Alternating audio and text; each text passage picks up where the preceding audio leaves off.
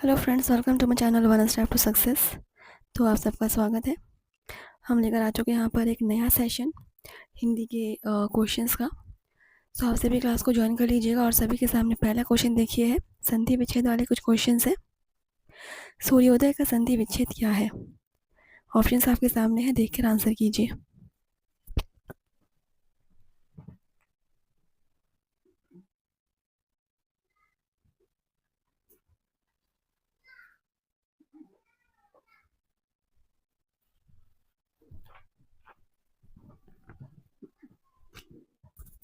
चलिए, सूर्योदय का सही संधि विच्छेद क्या हो जाएगा?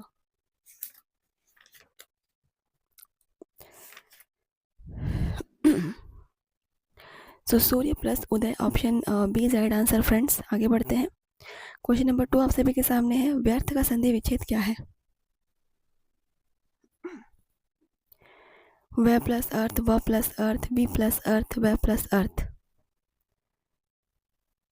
ऑप्शंस को देखिए और आंसर कीजिए। ये सारे क्वेश्चंस हम रिपीट भी कर रहे होंगे तो भी आप प्रैक्टिस करेंगे, बिकॉज एग्जाम में वही सारे क्वेश्चंस रिपीट होते हैं। सो व्यर्थ का संधि विच्छेद आपका वी प्लस अर्थ, ठीक है, वी प्लस अर्थ। Option C is correct. आप लोग चाहे तो क्वेश्चंस को नोट भी कर सकते हैं। क्वेश्चन नंबर 3 देखिए, अंतर्गत का संधि विच्छेद क्या है? ये एक नया क्वेश्चन है। अंत प्लस गत, अंदर प्लस गत, अंत प्लस गत, अंत प्लस गत। थोड़ा सा फास्ट चल रहे हैं फ्रेंड्स, बिकॉज प्रैक्टिस सेशंस है। अंतर्गत का संधि विच्छेद होगा अंतः प्लस गत, नोट कर लीजिएगा। अगला क्वेश्चन देखिए 4 नंबर, नारायण का सही संधि विच्छेद क्या है? क्वेश्चन नंबर 4, नारायण का सही संधि विच्छेद। चैनल को एक बार आप शेयर ज़रूर करेंगे और टीजीटी पीजीटी के जितने भी यहाँ पर प्रिपेयर करना चाहते हैं हिंदी के एमसीक्यू सेशन सब कर सकते हैं। नारायण का संधि विच्छेद नार प्लस अयन हो जाएगा, ठीक है, नार प्लस अयन। Option C is correct. इसको भी नोट कर लीजिएगा, ये भी क्वेश्चन न्यू है। क्वेश्चन नंबर 5 है, नायक का संधि विच्छेद। नायक कई बार एग्जाम पूछा गया है फ्रेंड्स।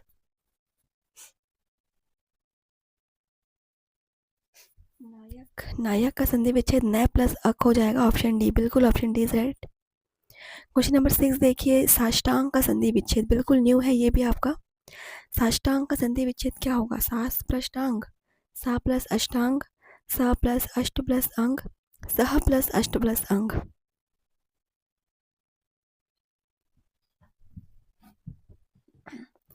क्वेश्चन नंबर 6, साष्टांग का संधि विच्छेद।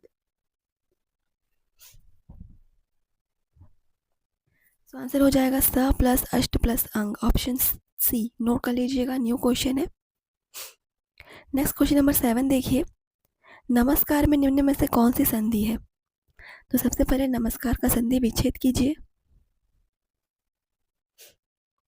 नमः प्लस कार, ठीक है, नमः प्लस कार, तो यहाँ पर क्लियर है विसर्ग संधि ही होगा, option first. Next question number 8, यद्यपि में कौन सी संधि है? यद्यपि, यदि प्लस अपि, ठीक है, संधि विच्छेद होगा यदि प्लस अपि, तो इसमें संधि कौन सी होगी?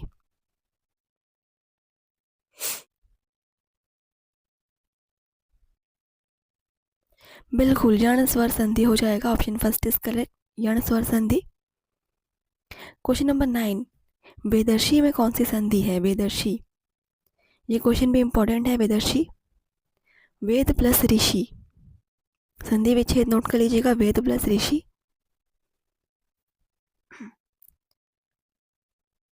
और यहाँ पर संधि हो जाएगी आपका गुण स्वर संधि, वेद प्लस ऋषि, ठीक है। अ और ई का यहाँ पर हो रहा है, so option first is right answer. Question number 10 देखिए, लघुर्मी में कौन सी संधि है? एमपी क्वेश्चन है, लघुर्मी। लघु प्लस उर्मी, लघु उर्मी, उ और उ, ये है आपका दीर्घ स्वर संधि, ठीक है, दो समान स्वरों का हो रहा है तो दीर्घ स्वर संधि। क्वेश्चन नंबर 11 देखिए, वार्तालाप का सही संधि विच्छेद क्या है? वार्तालाप,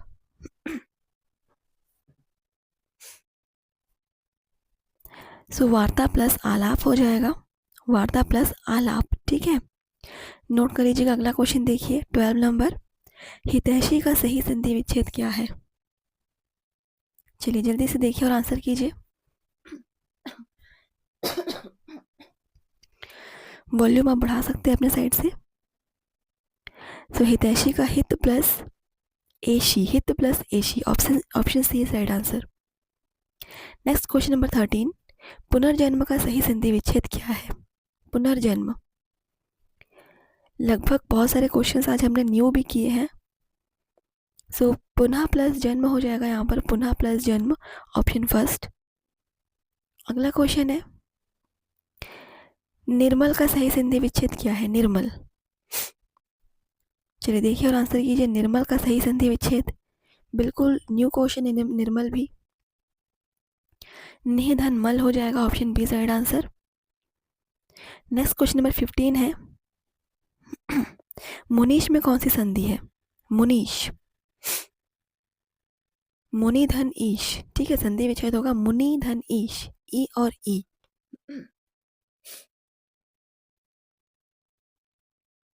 सो ये है आपका बिल्कुल दीर्घ स्वर संधि, मुनि प्लस ईश दीर्घ स्वर संधि। क्वेश्चन नंबर 16 देखिए, देवी प्लस ऐश्वर्य किस संधि विच्छेद, किसका संधि विच्छेद है? अच्छा, देवी प्लस ऐश्वर्य यहाँ पर किसका संधि विच्छेद है? देवेश्वर्य, देवैश्वर्य, देवीश्वर्य, देवोश्वर्य। नोट कीजिएगा, न्यू है।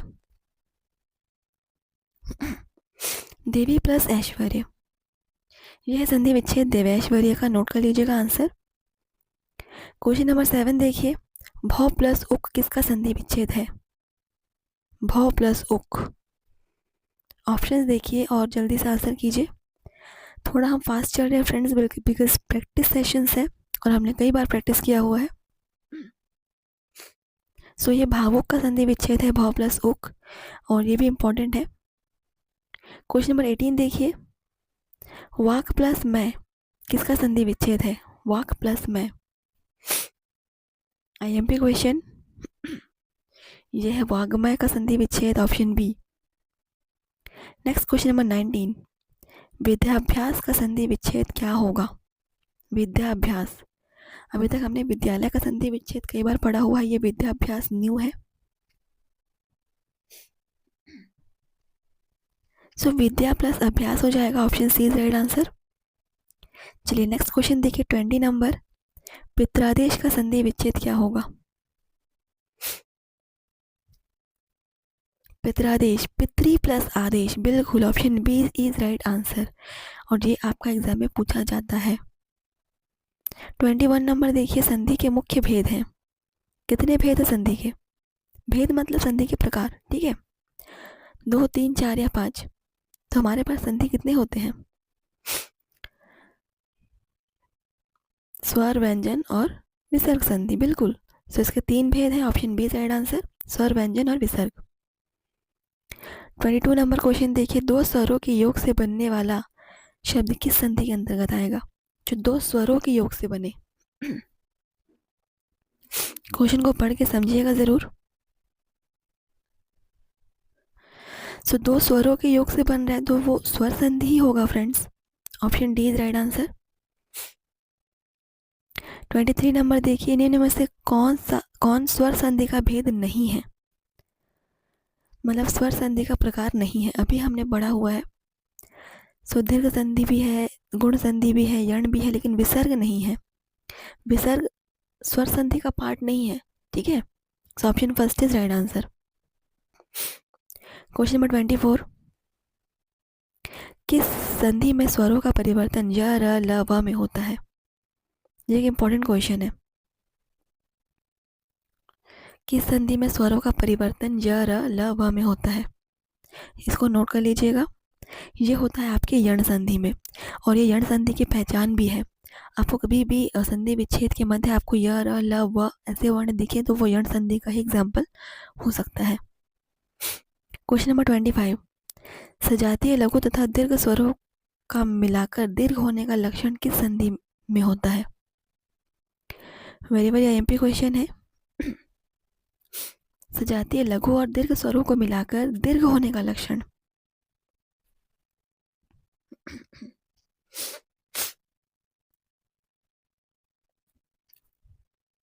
ये होगा आपका दीर्घ संधि, ठीक है। सो ये परिभाषा भी है दीर्घ संधि का, नोट कर सकते हैं। क्वेश्चन नंबर 26, विसर्ग संधि में किसका मेल होता है? विसर्ग के साथ विसर्ग, विसर्ग के साथ स्वर या व्यंजन, विसर्ग और स्वर या विसर्ग और व्यंजन।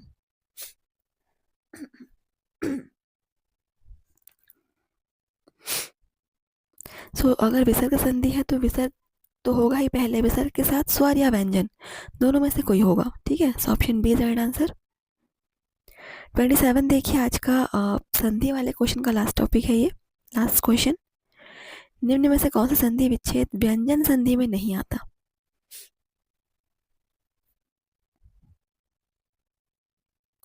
व्यंजन संधि में यहाँ पर एक ही नहीं आता है, वो है प प्लस अन, पवन, ठीक है। ये आपका विसर्ग संधि में नहीं आता है। चलिए देखते हैं अगला टॉपिक क्या है हमारे सामने। यहाँ पर आपके सामने अगला टॉपिक हमारा आ चुका है, वाक्यांश के लिए एक शब्द। थोड़ा फास्ट चलेंगे।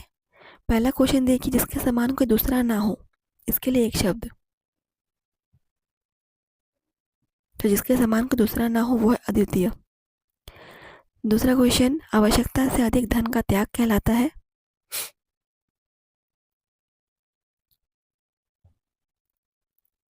आवश्यकता से अधिक धन का त्याग, ये कहलाता है अपरिग्रह, ठीक है, अपरिग्रह। नोट कर लीजिएगा हर एक क्वेश्चन को।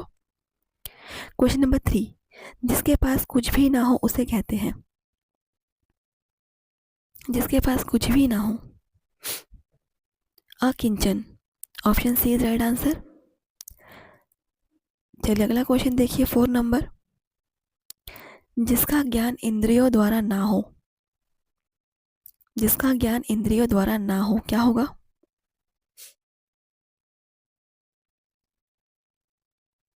अगोचर, ठीक है, अगोचर। Option D is right answer.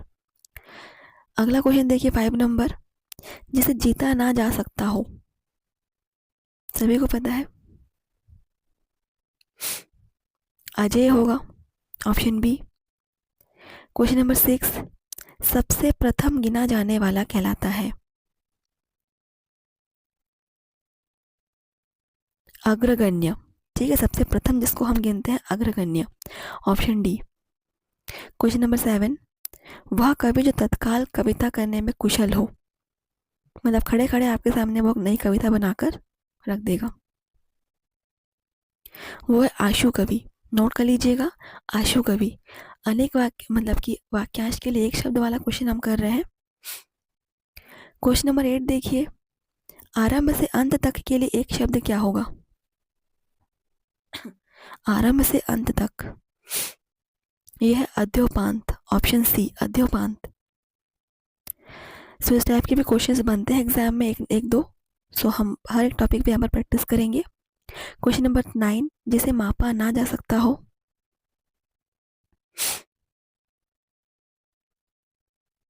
जिसे मापा ना जा सकता हो वो है आपका अपरिमेय, option D is right answer.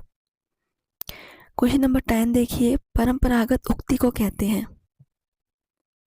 Anushruti, सुक्ति, विरक्ति, इनमें से कोई नहीं। तो परंपरागत उक्ति को हम अनुश्रुति कहते हैं, option A is right answer. Note कर सकते हैं क्वेश्चन को। क्वेश्चन नंबर 11, जो स्त्री सूर्य भी नहीं देख पाती उसे कहते हैं।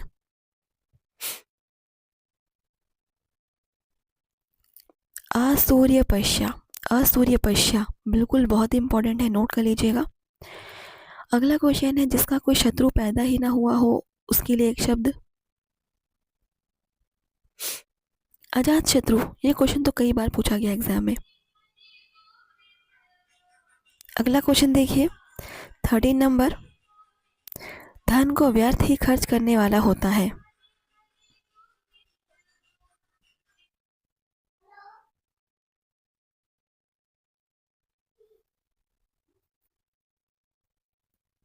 अपव्ययी, option D is right answer. अगला क्वेश्चन 14 नंबर, जिसके हस्ताक्षर नीचे अंकित हो को कहते हैं। 14 नंबर, अधो अक्षर हस्ताक्षरकर्ता, ऑप्शन सी, अधो अक्षर हस्ताक्षरकर्ता, नोट कर लीजिएगा। क्वेश्चन 15 देखिए, बरसात बिल्कुल ना होना कहलाता है। अनावृष्टि, option D is right answer.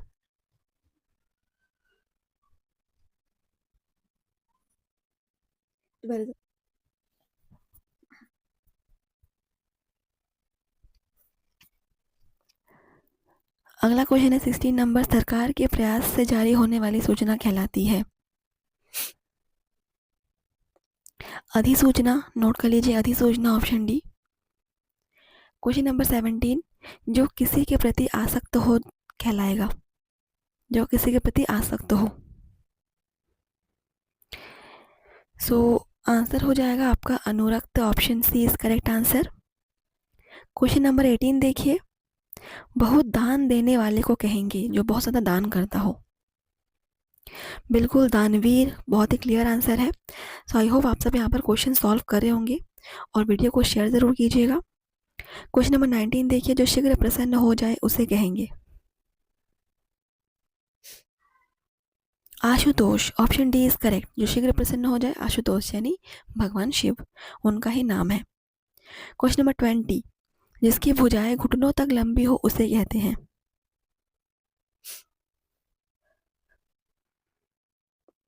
अजानुबाहु, option B is correct, अजानुबाहु। चलिए आगे देखते हैं। 21 नंबर देखिए, यहाँ पर आग्रेय का अर्थ होता है, आग्रेय, क्या अर्थ होता है आग्रेय का?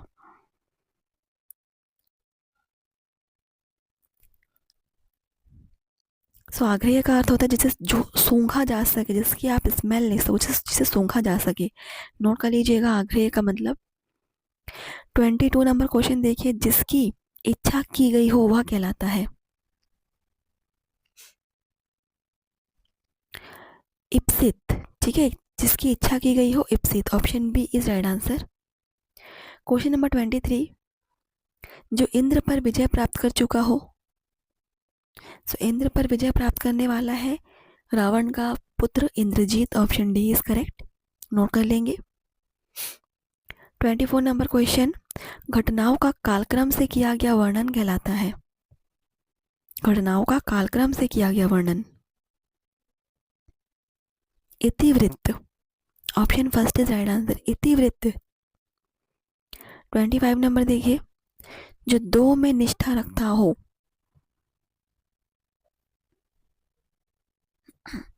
उभयनिष्ठ, ठीक है, उभयनिष्ठ, जो दो चीजों में निष्ठा रखता हो। क्वेश्चन नंबर 26, इंद्रियों को भ्रमित करने वाला कहलाता है। इंद्रियों को भ्रमित करने वाला इंद्रजालिक, ठीक है, इंद्रजालिक, option B is right answer. Question number 27, धर्मपत्नी से उत्पन्न पुत्र। धर्मपत्नी से उत्पन्न पुत्र, औरस, औरस, बहुत ही इंपॉर्टेंट है, ये भी एग्जाम में पूछा जाता है कई बार। नोट करेंगे हर एक क्वेश्चन को। 28 नंबर देखिए, कांटों से भरा हुआ कहलाता है। कंटकाकीर्ण, ऑप्शन डी इज करेक्ट, कंटकाकीर्ण। क्वेश्चन नंबर 29, अपने ही कुल के नाशक को कहते हैं। कुलांगार, ऑप्शन डी इज करेक्ट, कुलांगार। क्वेश्चन नंबर 30, कुश की नोक से तीखी बुद्धि को कहते हैं। कुश की नोक से तीखी बुद्धि, कुशाग्र बुद्धि, कुशाग्र बुद्धि। चलिए यहाँ पे देखिए निर्देश दिया हुआ है, वाक्यांश के बदले में एक शब्द के सही विकल्प का चयन कीजिए। धरती और आकाश के बीच का स्थान, 31 नंबर क्वेश्चन, अंतरिक्ष, धरती और आकाश के बीच का स्थान अंतरिक्ष होगा। जिसे गिनना असंभव हो, 32 नंबर क्वेश्चन, जिसे गिनना असंभव हो। अनगिनत, ऑप्शन सी, अनगिनत। क्वेश्चन नंबर 33 देखेंगे, जो नियमानुकूल ना हो। जो नियमानुकूल ना हो, यह आपका अनियमित, ऑप्शन बी अनियमित। क्वेश्चन नंबर 34, जिसकी उपमा ना की जा सके, ये क्वेश्चन एग्जाम में पूछा जाता है, जिसकी उपमा ना की जा सके। यह अनुपम, ठीक है, अनुपम, option C is right answer. 35 नंबर, जो पढ़ा ना जा सके, जो पढ़ा ना जा सके, बिल्कुल अपठित, option B is right answer. Sorry sorry sorry, अपठित नहीं, अपठनीय होगा। जो पढ़ा ना जा सके अपठनीय, और अपठित मतलब जो पढ़ा ना गया हो, दोनों में फर्क है। 36 नंबर देखिए, जिसमें सामर्थ्य ना हो, असमर्थ, ऑप्शन बी। 37 नंबर, आदि से अंत तक, आद्योपांत, आदि से अंत तक, option first is correct. 38 number देखिए, आत्मा तथा ईश्वर से संबंधित, यह आध्यात्मिक, ऑप्शन फर्स्ट, आत्मा तथा ईश्वर से संबंधित आध्यात्मिक। नेक्स्ट क्वेश्चन है 39, इंद्रियों से संबंधित, ऐन्द्रिक, ऑप्शन बी ऐन्द्रिक इज राइट आंसर। और सेशन का लास्ट क्वेश्चन देखिए, जो कहा गया है, जो कहा गया है, कथ्य, कथित, वक्तव्य, वक्ता। इसके बाद हम नया टॉपिक स्टार्ट करेंगे, हमारे मुहावरे वाले टॉपिक हम स्टार्ट करेंगे। सो जो कहा ना गया हो, सॉरी, जो कहा गया हो वो कथित, ऑप्शन बी, ठीक है। तो आई होप आज आप लोगों ने हर एक क्वेश्चन को सॉल्व करने की कोशिश की होगी, एंजॉय किया होगा। मुझे कमेंट्स में बताएंगे आपको वीडियो कैसी लगी, और वीडियो को अधिक से अधिक शेयर करेंगे फ्रेंड्स। तो पढ़िए, प्रैक्टिस कीजिए, और नए सेशन में मिलते हैं आपसे। थैंक यू, धन्यवाद, आपका दिन शुभ हो।